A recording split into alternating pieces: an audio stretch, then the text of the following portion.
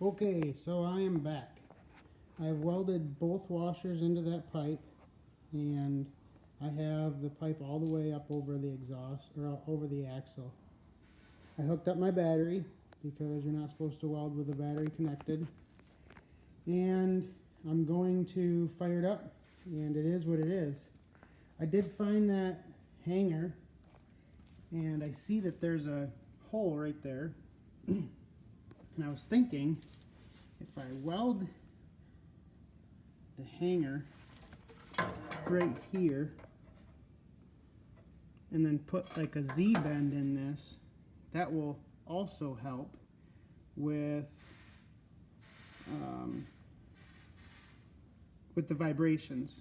I want to be able to kind of solid mount this exhaust, but still allow it for movement with expansion and contraction and heat and cycles. So I don't want to weld it too tight, but I also want to make sure that I can get this whole system off.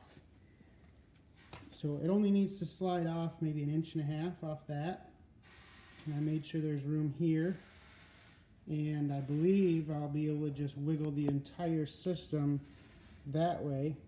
We'll say to the driver or passenger side, if you're Jim Parsons. And it should be able to come off all in one piece. So let's fire this up, see what it sounds like. It is pretty windy, so I've just got the door cracked, and we'll see how this goes.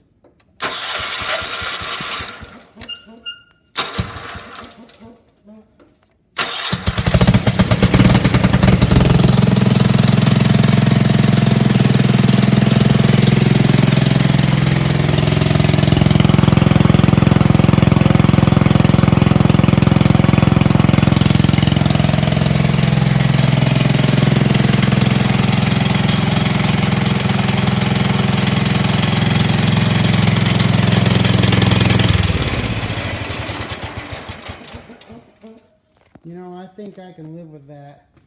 I'm pretty sure that's going to be nice. Once I get the tins and everything put back on, you'll only be able to see what's exposed. There should be plenty of room once it's hung to not burn your foot off. But if I have to, I'll build a little heat shield right there. So I'm going to try pulling this thing off, start moving around and tacking and welding, and clean up some of these gaps all along the way.